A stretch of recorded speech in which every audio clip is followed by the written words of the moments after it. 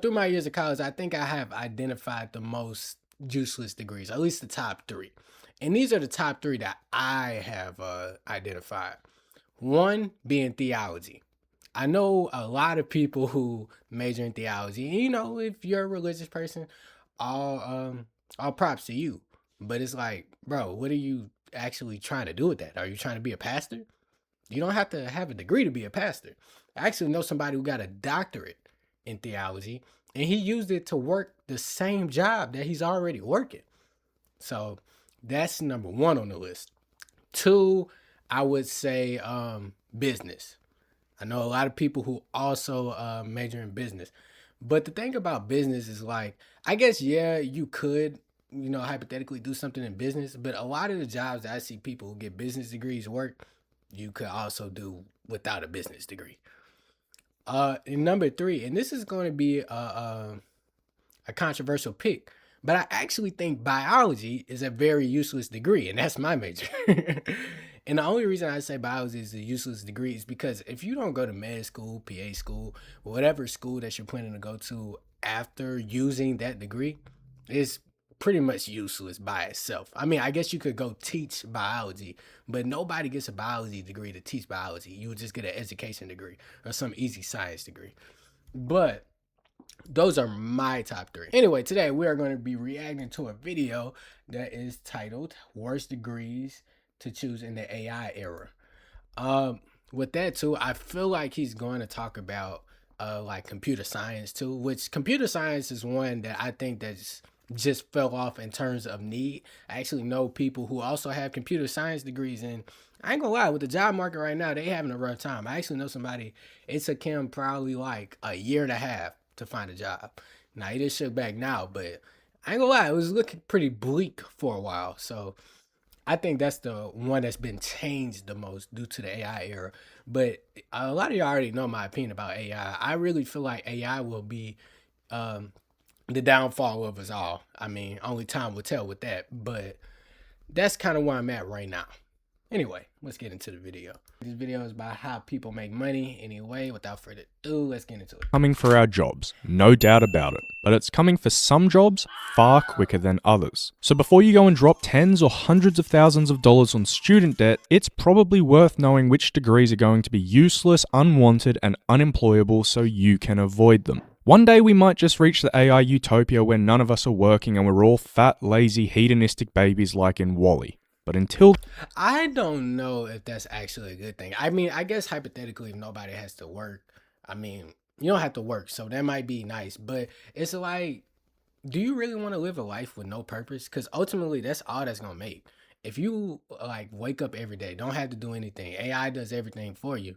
You're basically just existing to exist. And I don't. I mean, I get the positives of that, but I do think there's serious cons in that as well. then, you're still gonna need to earn a weekly paycheck. So in this video, we're gonna dive into 7 of the worst degrees to pick in the AI era. Let's go.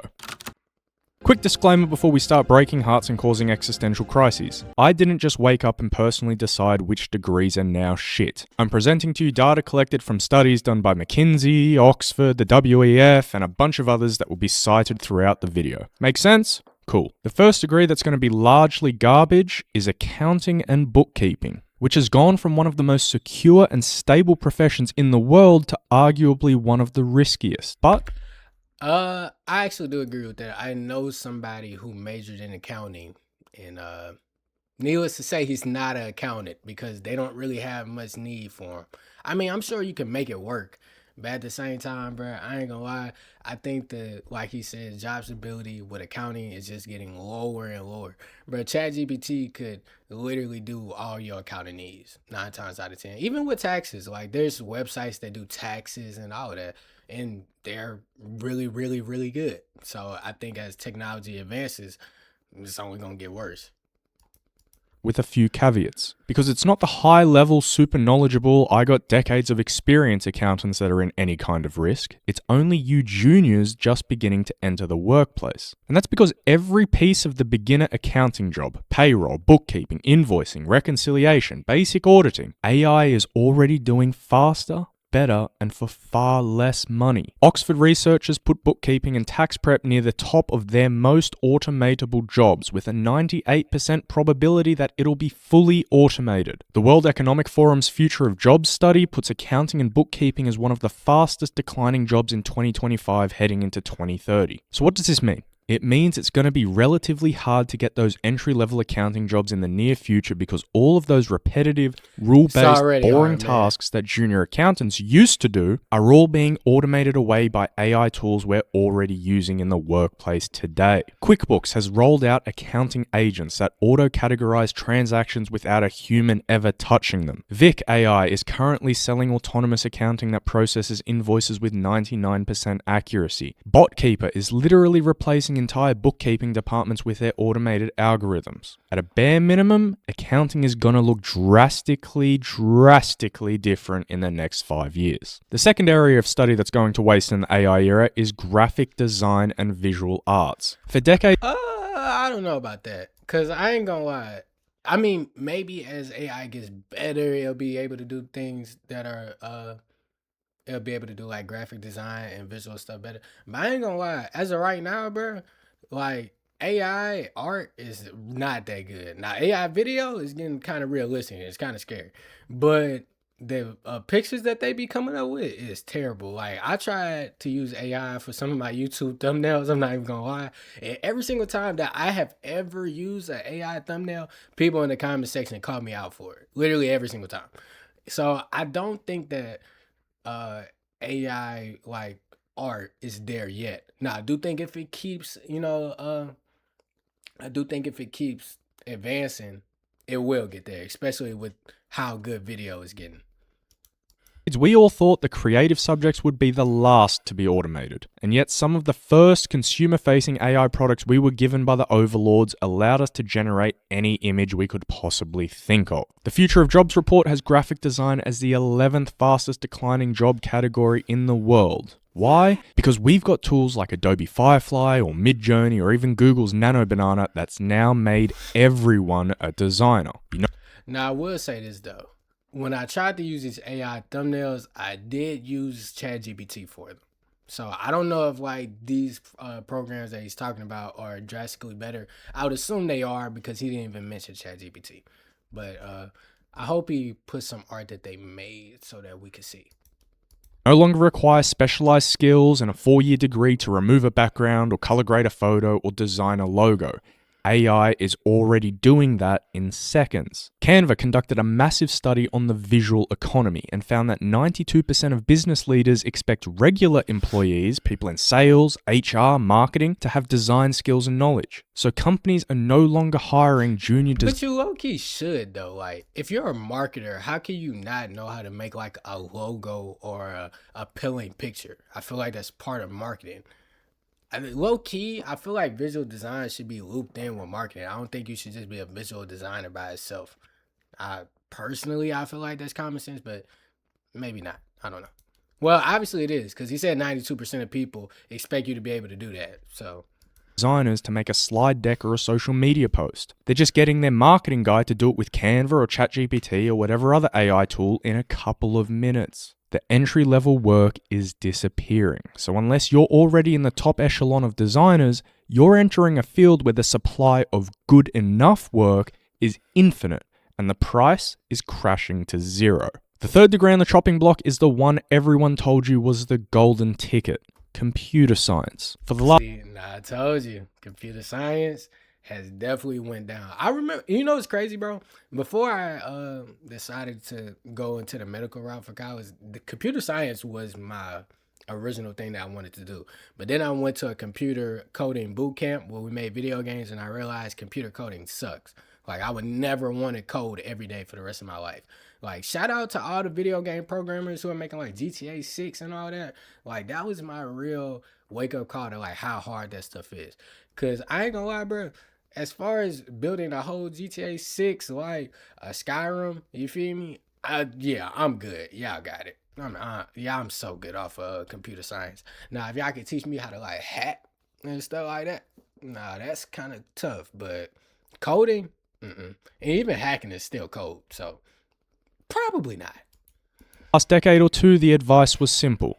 Learn to code. If you did, you were guaranteed a six-figure salary, a ping pong table in the office, and you'd work amongst a team of pretentious nerds who thought they were too cool to get changed out of their pajamas to come into the office. Well, that advice is now dog shit. A recent study conducted at Stanford shows that job listings and the hiring of entry-level software developers have dropped drastically. Take a look at the decline in the blue line on the graph, which represents entry-level jobs, and look at the orange line, the hiring of 26 to 30-year-olds, both falling off a cliff. And the why is obvious. ChatGPT, Gemini, Cursor, GitHub Copilot have all completely destroyed the value of a junior developer. What do junior devs actually do? They write boilerplate code, they write unit tests, they debug simple errors. Well, guess what? Cursor does that instantly and for $20 a month instead of $120K a year plus benefits and sick leave. We're seeing a massive shift where senior engineers armed with AI can now do the work of 3, 5, maybe even 10 engineers. Companies no longer need juniors to do the grunt work anymore. A recent survey from Stack Overflow and Deal found that 66% of enterprises are actively reducing entry-level hiring specifically because they're adopting AI tools. So why would you bother spending 4 years studying data structures and algorithms only to graduate into a market that pretty much considers you useless? The next useless degree on our Yeah, and it really sucks because, like, even the person I'm talking about, bro, like, he literally came out of college making a six-figure salary, doing well, got laid off, and like I told y'all, it took him a year and a half to get another job. Now, if anybody is watching this video and is in computer science, I'm not telling you not to do it, but I will say, don't think the market is as good as it once was, for sure. list is anything to do with foreign languages and translations. I didn't mean to do that. That's a degree though. Just learning Spanish. Like, don't get me wrong. I think learning another language is a cool thing. I'm actually actively trying to learn Spanish right now. But I mean, like, that's a real degree. That's like a job. Well, no. You know, now that I think about it, even in the hospital, sometimes we do have to get the translators on the phone. But most of those translators are like, you know, native Spanish speaking people. So, well, I guess for them to be able to translate, they have to learn English as well. But I already know where it's going with this. ChatGPT, you just use your phone or to translate it. Even when I'm in the hospital, a lot of the times I don't even bother getting the translator thing. I just pull up the little app on my phone that you could talk to people through, and I hold it up to people. Like, that's way easier than going through the trouble of getting another person to translate it for you. And it works really well. Like, I've done this a lot of times, I'm not even gonna lie. So I don't I don't foresee that ever being a thing. And even AirPods and like the Ray-Ban glasses, bro, they have live translation. So that makes it even less useful. For decades, learning a second language was the ultimate soft skill. If you could speak Mandarin or Spanish or Japanese, you were the bridge, the diplomat, the essential human link between cultures to help get business done. Well, that bridge just got replaced by a server farm somewhere in California. A massive study done by Microsoft's research team put interpreters and translators as the #1 job most vulnerable to AI. They gave it a coverage score of 98%, meaning 98% of the tasks a professional translator does can now be done by AI. We've got tools like Samsung's AI Live Translate or Google Pixel phones that let you have a phone call with someone speaking a completely different language with the phone translating what's being said in real time. And other tools like Hey Gen that take a video of you speaking English and instantly dub it into another language while rewriting your lip movements to match that new language. Cool as f***, not gonna lie. Not so cool if you thought that degree in languages and linguistics was going to land you a high-paying job, or any kind of job for that matter. Take Duolingo, for example. The largest language company in the world made headlines recently for cutting a huge chunk of their translators. Why? Because they found AI could generate the lessons faster, cheaper, and arguably better. So if the company whose entire mission is to teach humans languages doesn't even want to hire humans anymore, what chance do you have? Anyways, the next industry and degree that's going to get mogged by AI is paralegals and legal studies. Nah, I seen this too because they said that ChatGPT could not pass the bar for the longest time, and I think now it has advanced to the point that it will. Now, I don't know if personally I would feel comfortable with like a lawyer representing me. I mean, not a lawyer representing me, a robot representing me. But I do think that it could cover a lot of the holes that like lawyers don't know because I mean, essentially, if you're using ChatGPT, you're basically just reading the book so they can find any loophole to any situation that lawyers might miss over. I remember T Grizzly a long time ago saying that like when he caught that case, technically like they were trying to charge him with a higher crime and it was like another crime that he was able to get off with because of how he tried to do the robbery or something like that. But his lawyer never caught it. The only reason that he caught it was because he actually read the book and applied it to himself. And his lawyer was like, "Oh yeah, you're right." So I think situations like that would probably not happen with ChatGPT, but you know, only time will tell. If you've watched Suits, you probably think the legal profession is all about dramatic courtroom speeches and closing deals in high-rise corner offices. It's not. 90% of the job is reading thousands of boring documents, understanding them, summarizing them, and looking for typos. The kind of stuff AI does in seconds. In fact, a 2024 Legal Trends report by Clio showed that 69% of the hourly billable work performed by paralegals can now be automated by AI. We're talking things like document review, case filing, legal research, all the boring grunt work. And it gets worse. Goldman Sachs released a report And you know what's so crazy, bro? I actually talked to a lawyer who like runs his own company, and he said that AI has replaced a lot of those low level jobs too. He said he used to have like I think 3 or 4 paralegals, something like that, and now he only just staffs one.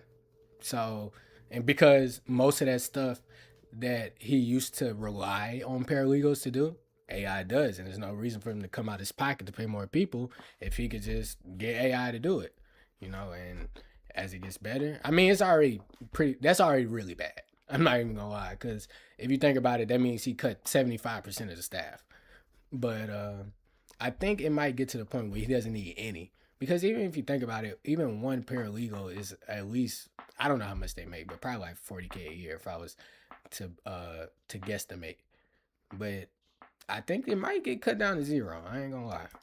estimating that 44% of all legal tasks in the US are exposed to automation, higher than almost any other industry in the world. Why? We've got tools like Harvey AI or CoCounsel that can read 500 pages worth of contracts in seconds and tell you exactly where the risks are. A human paralegal or lawyer would take a week to do that. The AI does it in 30 seconds. So here's the problem for you students. The legal industry has always worked on an apprenticeship model. You start out as a junior, you do the grunt work, you learn the ropes, and eventually you work your way up the ladder. But if AI does all the grunt work, how do you ever get your foot in the door? It's the same problem for the accountants and the software developers. The juniors with no experience are offering little to no value. So why would people hire them? Now obviously hiring isn't going to zero, but it's definitely decreasing. Just like in our next field of study, journalism and creative writing. I don't know, bro. With journalism and creative writing, I think without the human aspect of it, you never really like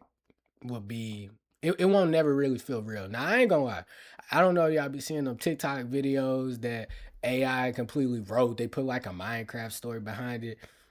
I mean, a Minecraft gameplay behind it. I ain't gonna lie, I catch myself sometimes wanting to hear the end of them stories. So maybe that there is some validity to that. But personally, if I know something is written by I have the tendency not to watch it. But eventually, we're gonna get to the point where they're not gonna tell us if it's written by AI or not, or if AI helped write it. And honestly, even with some AI songs that like just imitate the rapper's voice, some of them be fire. And I ain't gonna lie, some of them have definitely made my playlist. So I can, on second thought, I don't know if I could be truly that critical of AI creative writing. Maybe it's a little better than I thought thinking about it.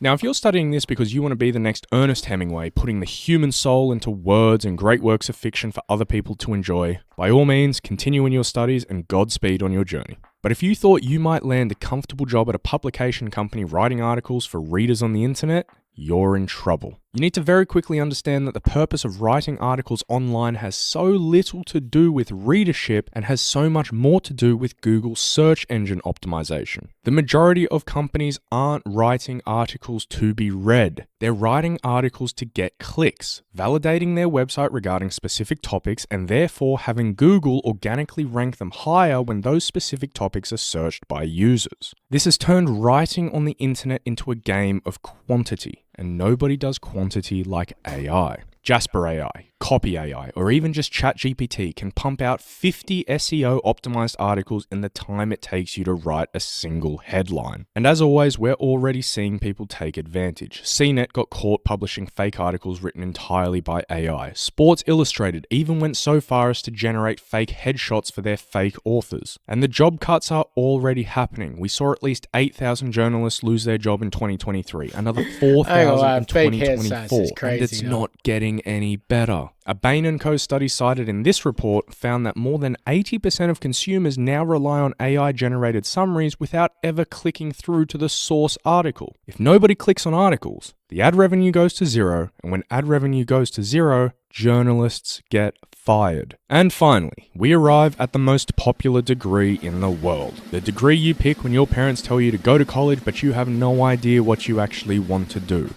Business administration. For decades. See what I'm saying? I ain't gonna lie, bro.